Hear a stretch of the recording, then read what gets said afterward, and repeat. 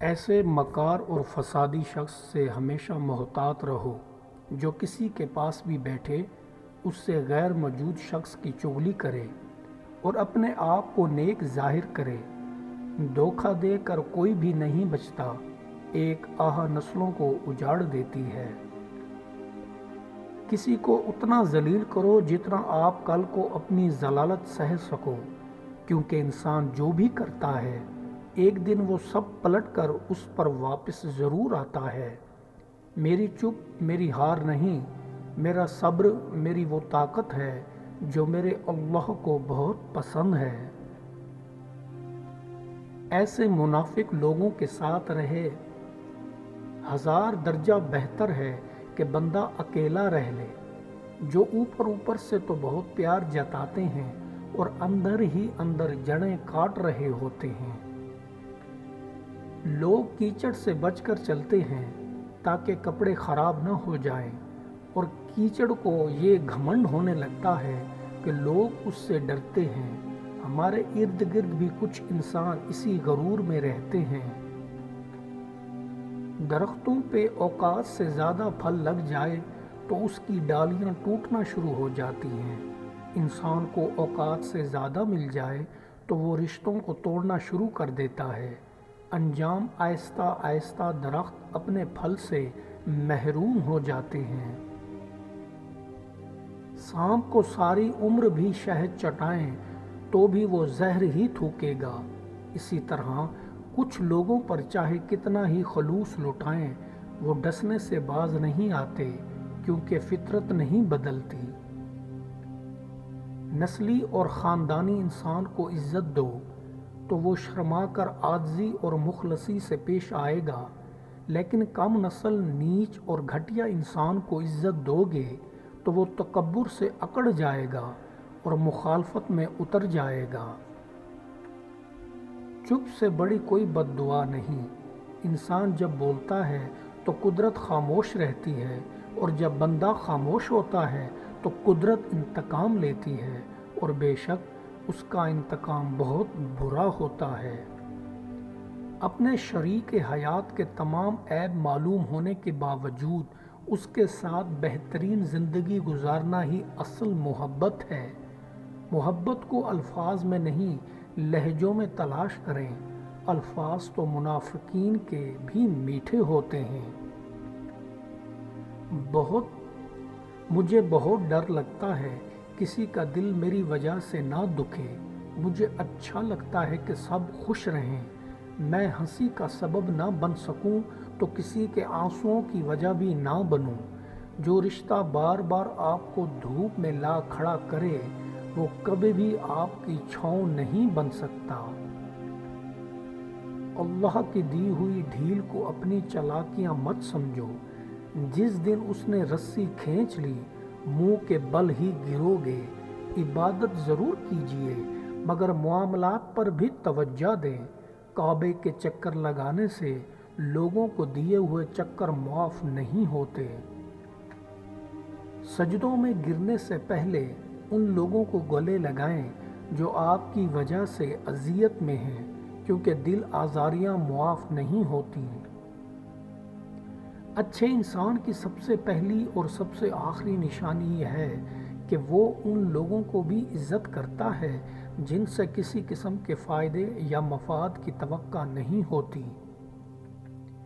جب کوئی دوست تمہیں اپنا راز بتائے تو یہ سمجھ لینا کہ وہ اپنی عزت تمہیں امانت دیتا ہے۔ اس میں کبھی بھی خیانت مت کرنا۔ تنگ دماغ لوگوں کے ساتھ مسئلہ یہ ہوتا ہے کہ ان کا منہ ہمیشہ کھلا رہتا ہے۔ جب تک منزل نہ ملے تب تک ہمت مت ہارو، کیونکہ پہاڑ سے نکلنے والی ندیوں نے آج تک راستے میں کسی سے نہیں پوچھا منزل کتنی دور ہے۔ زیادہ چلنے سے بیماری قریب نہیں آتی۔ اگر آدمی ایک جگہ پر زیادہ دیر تک بیٹھا رہے تو پھر اسے مہلک بیماریوں کو خوش آمدید کرنے کے لیے ہر وقت تیار رہنا چاہیے۔ شیطان کو قید میں ڈالنے کے لیے بھوکا رہنا از حد ضروری ہے اور سیدھی راہ حاصل کرنے کا بہترین ذریعہ ہے۔ ہمیشہ کی ہلاکت سے محفوظ رہنے کا بہترین ذریعہ کل کی فکر چھوڑنا ہے اور ہر حال میں کانے رہنا ہے۔ کسی تنگ دل کا مال نہ کھاؤ، اس کے ہاں کھانا بھی نہ کھاؤ۔ تنگ دل انسان سے بچ کے رہو تو سکون مل جائے گا۔ سختی دل انسان سے ملا کرو، سخی دل سے اگر تم کچھ لو بھی لوگے تو وہ تمہارے لیے دعا کرے گا۔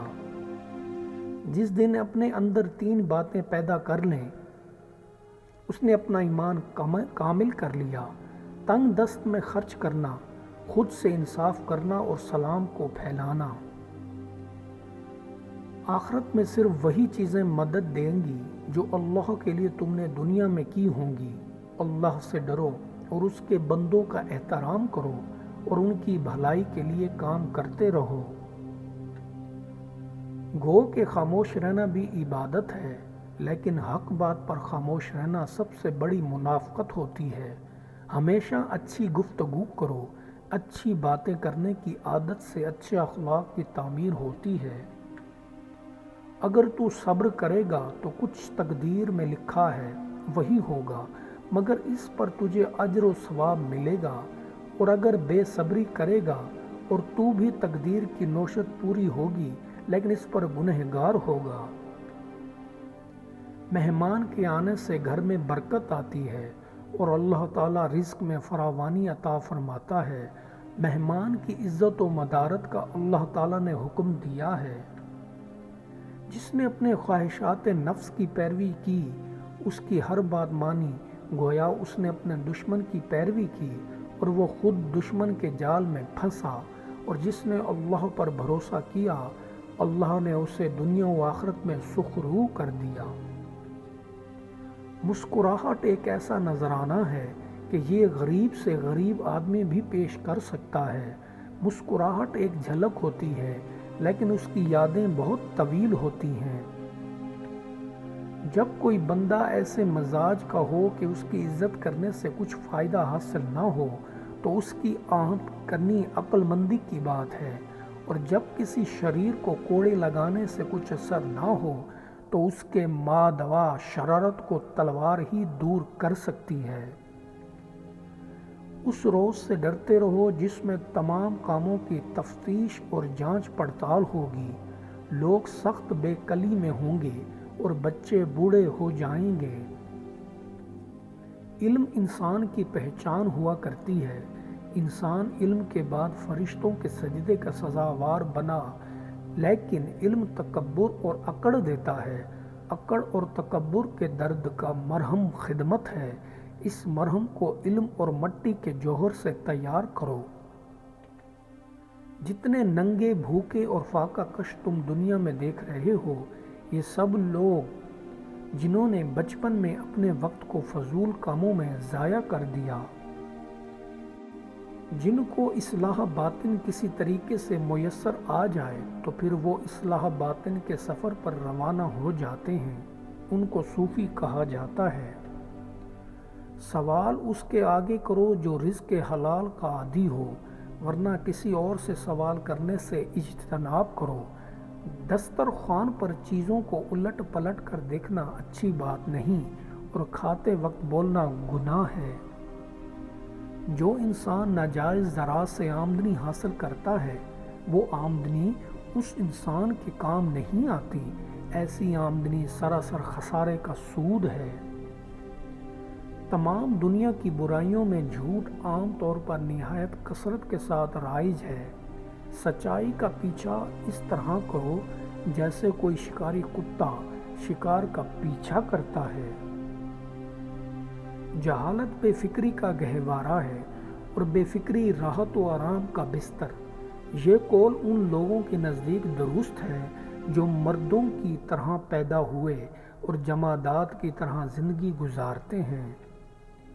جو انسان اچھا کلام کرتا ہے کامیابی اس کی امام اور پیشوا بن جاتی ہے۔ جو بندہ برا کلام کرتا ہے اس پر ہر طرف سے ملامت کی بوچھاڑ پڑتی ہے۔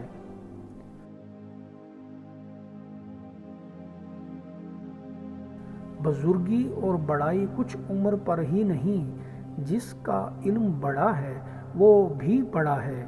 تم اپنے بھائی کی آنکھ کا تنکا دیکھ لیتے ہو مگر تمہیں اپنی آنکھ کا تنکا نظر نہیں آتا۔